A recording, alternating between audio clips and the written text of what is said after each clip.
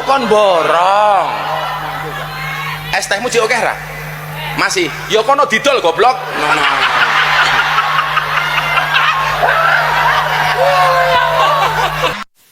Coba kalian perhatikan dulu foto Gus Miftah yang satu ini. Udah mirip kami dua kan? Cuman bedanya yang satu langsung. Yang satu enak dilihat, yang satu agak kurang enak dilihat. Ya, beliau ini adalah Gus Miftah. Bisa dikatakan beliau ini adalah salah satu panutan Opung Parbelak ya. Karena apa? Walaupun beliau ini ya bisa dikatakan adalah seorang kiai ya, seorang ulama, seorang ustadz, tapi beliau tidak pernah, bisa dikatakan tidak pernah ada jarak di antara beliau dengan pengikutnya. Beliau itu selalu mengakrabkan diri, ya selalu berusaha untuk mendekatkan diri dengan jamaahnya dengan guyonan-guyonan, dengan candaan-candaan. Dan di dalam setiap ceramah-ceramahnya beliau selalu menebarkan nilai-nilai positif. Tapi jujur aja aku bilang ya, kemarin-kemarin ini semenjak beliau ya dipercaya sebagai utusan khusus presiden, beliau mendapatkan serangan dari kubu sebelah. Dikatakanlah beliau ini kiai peliharaan Mulyono. Hush.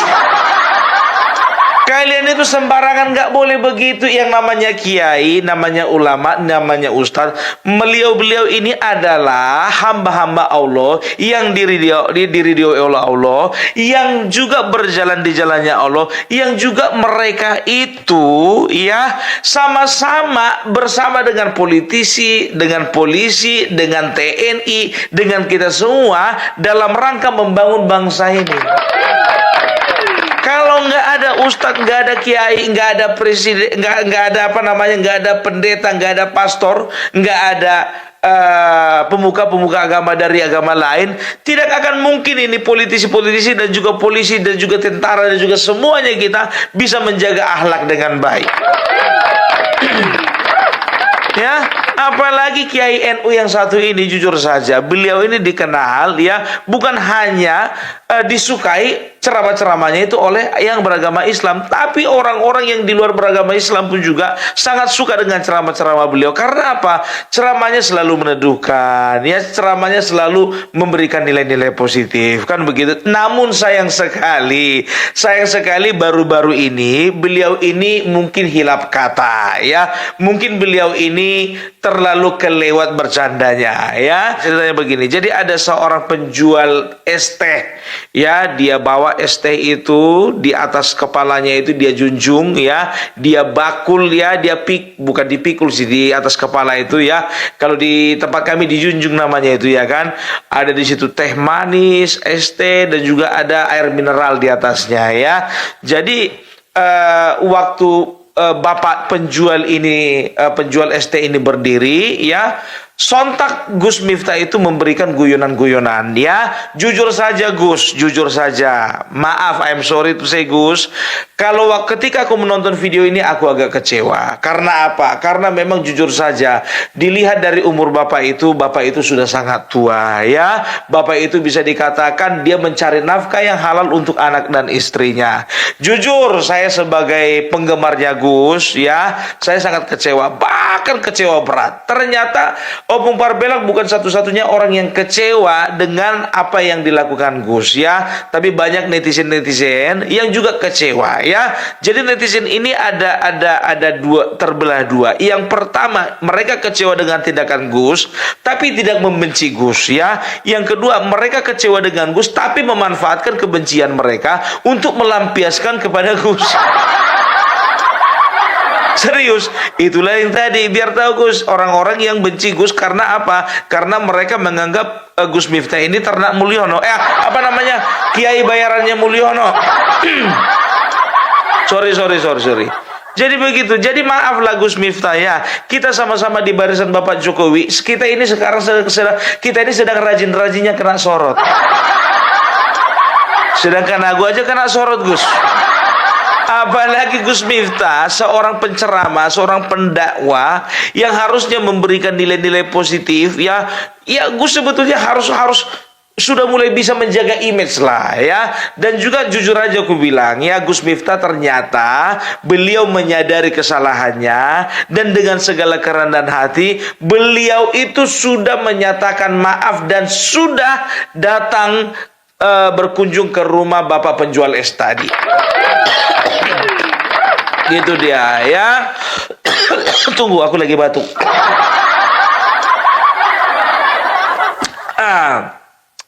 Jadi tahu enggak kalian ya, jadi sebagai seorang pemimpin, sebagai seorang pendakwah, sebagai seorang pemimpin jamaah ya, kita itu tidak akan pernah luput dari namanya salah.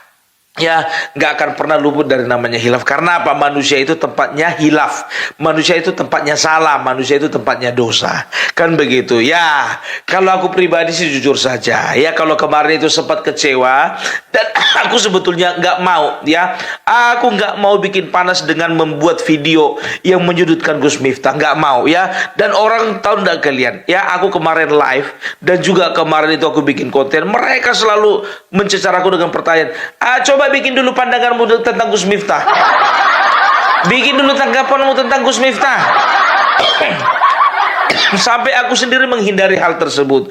Karena apa? Karena sampai kemarin aku tidak menemukan adanya video klarifikasi daripada Gus Miftah. Tapi ya itulah dia, alhamdulillah Gus Miftah sudah memberikan pernyataan ya, bahwasanya beliau dari hati yang paling dalam sudah meminta maaf ya. Jadi mari kita sama-sama dengarkan ya, apa yang menjadi permintaan maaf beliau ya. Kita sama-sama dengar. Pokoknya senajan niatnya beliau salah, pokoknya aku minta maaf. Iya, saya memaafkan semua. Dan nggak ngira saya bisa di. Ya, saya tidak menyangka kalau saya datang ke rumah. Dan kok bilang dia Assalamualaikum warahmatullahi wabarakatuh. Saya Miftah Maulana Habibur Rahman menanggapi yang viral hari ini. Yang pertama, dengan kerendahan hati saya minta maaf atas kekhilafan saya. Saya memang sering bercanda dengan siapapun, maka untuk itu atas candaan kepada yang bersangkutan saya akan meminta maaf secara langsung, dan mudah-mudahan dibukakan pintu maaf untuk saya. Kemudian yang kedua, saya juga minta maaf kepada masyarakat atas kegaduhan ini yang merasa terganggu dengan candaan saya yang dinilai oleh masyarakat mungkin berlebihan. Untuk itu saya minta maaf. Ini juga merupakan introspeksi bagi saya untuk lebih berhati-hati berbicara di depan publik dan masyarakat. Saya juga sudah ditegur oleh Bapak Siskap yang hari ini berada dari PAM untuk lebih berhati-hati menyampaikan pendapat dan pidato di depan masyarakat umum. Terima kasih. Assalamualaikum warahmatullahi wabarakatuh. Jadi itu adalah pernyataan maaf dari Gus Miftah ya. Jadi kita sebagai umat beragama dan kita sebagai sesama anak bangsa, kita hendaknya saling memaafkan ya. Dan juga dengar kabar juga beliau sudah ke Magelang, kalau nggak salah beliau sudah ke Magelang bertemu dengan Bapak Sonaji namanya, kalau nggak salah penjual teh itu adalah Bapak Sonaji ya. Jadi beliau juga sudah berjanji akan menggelar pengajian di wilayah tersebut, dan tuan rumahnya adalah Bapak Sonaji. Iya. Ya.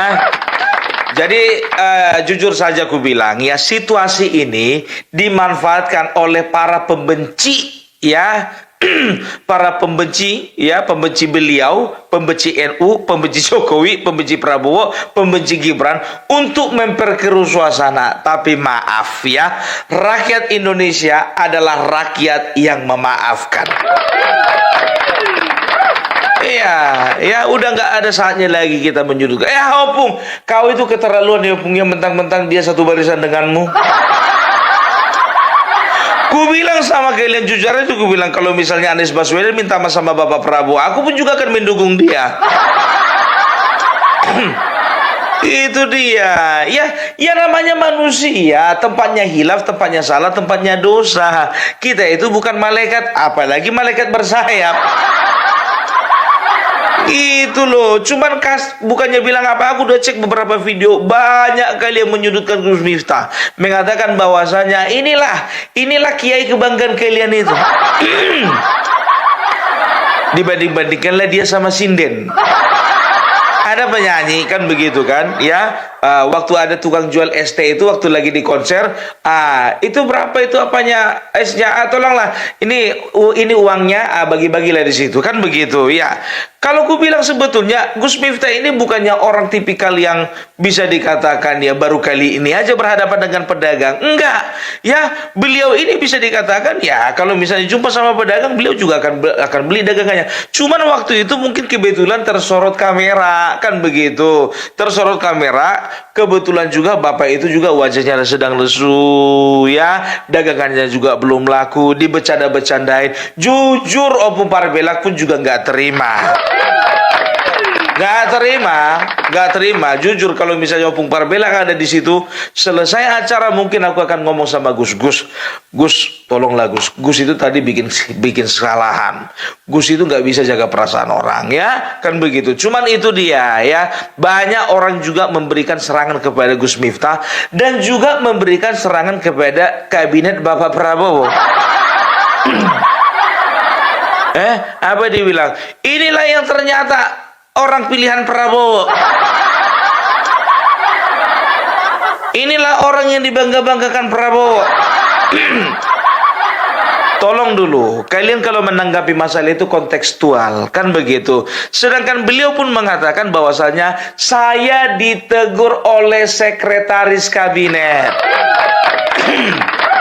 Ya, supaya apa? Supaya menjaga ya perkataan di depan para umat gitu ya.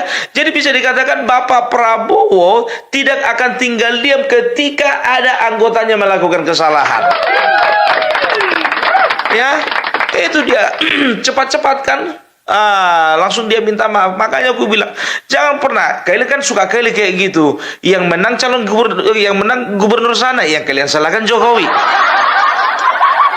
Kalah kalian contohnya di Sumatera Utara, yang kalian salahkan Jokowi. Suka kali mempersalahkan gitu, nggak kontekstual gitu loh. Yang mana melakukan kesalahan itu persalahkan.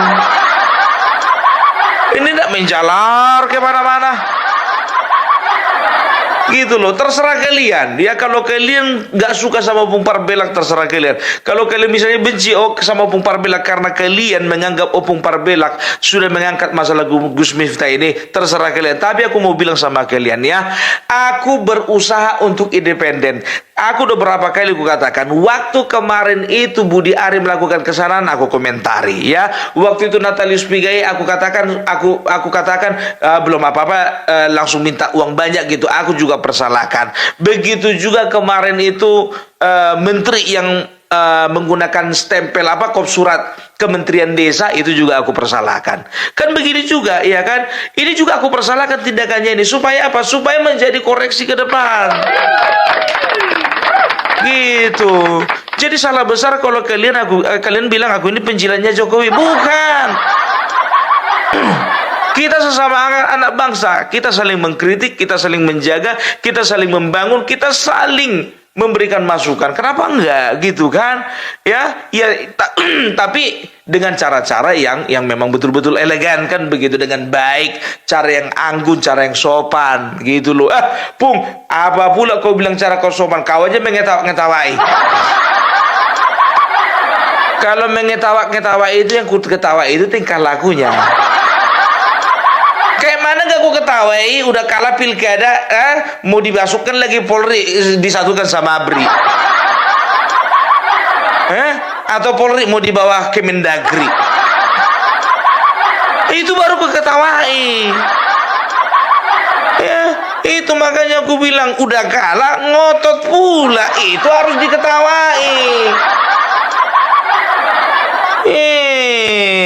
Makanya gue bilang ya, makanya kan kalau orang itu ada masalah contohnya, ya kan tatu dimarah-marahi, kita ketawain aja. Yang sana marah-marah kita ketawain aja. Ya kalau Bapak Prabowo kan lain, kita jogetin aja. Kalau aku ndak ketawain aja. Ngetawain bukan artinya menghina, bukan, itu adalah ekspresi bahwasanya kok bisa begini ya. Kok iso ngono toh? Cuman kalau untuk masalah ini aku nggak berani terlalu banyak ketawa, karena bagaimanapun juga beliau ini adalah sosok ya yang merupakan pemimpin jamaah. Beliau ini adalah sosok yang harus dihormati. Jujur aja aku bilang sama kalian, ya kalau bicara tentang misalnya Abdul Somad, ya kan banyak contohnya orang-orang nggak setuju dengan beliau. Tapi gimana pun juga Opung Parbelak masih respect dengan Abdul Somad. Ya, dengan Ustaz Abdul Somad, dengan Kiai Haji A'agim, ya, dengan begitu juga sekalipun Habib Rizik. Kalau misalnya beliau itu memang sedang berceramah, ya, mengajarkan nilai-nilai Islam, kalau memang tidak dalam rangka memecah belah, ya, aku akan respect beliau gitu loh, ya. Jadi kenapa enggak gitu loh? Selalu ada nilai-nilai positif yang kita ambil. Ya, makanya orang itu sering bilang, Pung bahas dulu tentang Balawi. Aku jujur aja, segala sesuatu yang menyerempet agama takut. Salah ucap. Nanti kayak Ahok masuk penjara aku. Ya udahlah, yang penting kita sesama anak bangsa, kita gandengan tangan lah. Kita sama-sama bangun bangsa ini. Banyak cara untuk membangun bangsa ini, ya kan? Menjadi dokter, menjadi polisi, menjadi anggota dewan, menjadi presiden, menjadi penceramah. Yang penting tujuannya sama, membangun bangsa. Itu dia. Apalagi agama bukan untuk diketawa-ketawain. Jadi Gus Miftah ini selalu membawa guyonan supaya apa? Supaya gampang diterima jemaah gitu loh. Gampang dimengerti setiap ceramah-ceramahnya. Itu yang aku suka dari beliau gitu loh. Tapi ya sudahlah, ya. Sedangkan waktu pasangannya Ridwan Kamil dan siapa satu lagi tuh, wakilnya itu siapa? Suswono-nya itu yang dikatakan katanya beliau itu menghina Nabi, ya, menghina, ya. Tapi apa kata Abdul Rizik? Gabung nama orang itu jadi. Apa kata Habib Rizik? Ya jangan salahkan Suswono karena beliau itu hilaf, salah ucap, kan begitu. Itu makanya gue bilang ya, jadi apapun agama kita mari kita bergandengan tangan, apapun suku kita mari kita bergandengan tangan gitu loh. Oke, jadi itu dari Opung Parbelak udah kayak bupati aku ngomong. Ya, itu dia. Ya kalau aku ini nggak pandai aku bersilat lidah. Nggak pandai aku kayak Gus Miftah ini, biar tahu kalian. Kalau Gus Miftah ini memang kelasnya sudah atas. Cemana lah level grassroots. Ya, begitu juga Opung Parbelak kan menyampaikan bukan aku katakan aku men-share memberikan pendidikan politik, tidak, ya kan? Aku hanya memberikan informasi-informasi politik dengan candaan-candaan seperti ini supaya apa? Supaya mama suka menangkap isu-isu politik. Anak-anak muda juga tertarik dengan cara-cara seperti ini supaya apa? Supaya mereka juga melek politik, gitu. Banyak kok testimoni yang mengatakan bahwasanya begini, Pung semenjak aku nonton Opung aku makin cerdas katanya. Aku mikir makin cerdas atau makin gimana? Pikirku begitu. Karena aku terus terang aja, aku tidak dalam rangka mencerdaskan bangsa, tidak. Tapi aku berusaha untuk memberikan informasi yang sebenar-benarnya. Gitu dia, ya. Jangan kita negara ini udah ke situasi seperti ini. Kita harus optimis dong. Bagaimana caranya kita bangsa ini supaya terbangun dengan kata-kata yang positif. Jangan kata-kata negatif. Negara kita akan bangkrut. Sama kayak adian Nabi itu dulu, Begitu partainya kalah, dikeluarkanlah isu bahwa negara kita ngutang 800 triliun, padahal harus ada kita dapat pinjaman 400 triliun, padahal utang yang dibayarkan harus ada 800 triliun. Selalu kata-kata pesimis. Kenapa waktu kemarin dari presiden dari kalian, dari PDIP presiden kalian pemenangnya nggak ada keluar kata-kata seperti itu? Justru kalian katakan apa? Bahwasanya utang itu adalah wajar. Hutang kalau produktif, apalagi dipakai untuk pembangunan, kenapa tidak? Toh juga walaupun utangnya Joko Widodo lebih banyak daripada utangnya SBY, tapi kita juga mengembalikan lebih banyak. Kenapa waktu kalian masih sama-sama Bapak Joko Widodo kalian puji-puji, nggak ada kalian permasalahkan tuh masalah hutang? Hah? Tapi begitu kalian berseberangan dengan Bapak Joko Widodo, kalian permasalahkan masalah hutang. Lapet.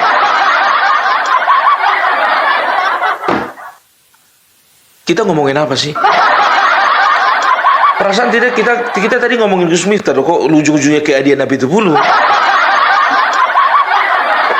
Iya, jadi gerah aku dengan cara-cara seperti itu gitu loh ya. Jadi oke lah dulu ya. Jadi itu dulu dari Opung Parbelak ya. Mudah-mudahan lewat video klarifikasi dari Gus Miftah ini boleh membuka ya rasa penasaran kita ya, apakah Gus Miftah sudah minta maaf? Sudah. Apakah Gus Miftah sudah menjalin silaturahmi? Sudah ya. Apakah juga Bapak penjual es tadi itu sudah memaafkan? Sudah ya. Jadi untuk kedepannya siapapun kita lihat-lihat sama siapa kita bersanda ya. Apalagi ya ada seorang yang sedang memperjuangkan nasib keluarganya, yang sedang membawa pikulan-pikulan, entah itu jualan es, entah itu jualan nasi goreng, entah itu jualan asongan ya. Pokoknya hargai mereka. Gitu dia ya. Oke, itu dulu dari Opung Parbelak. Salam NKRI, NKRI harga mati.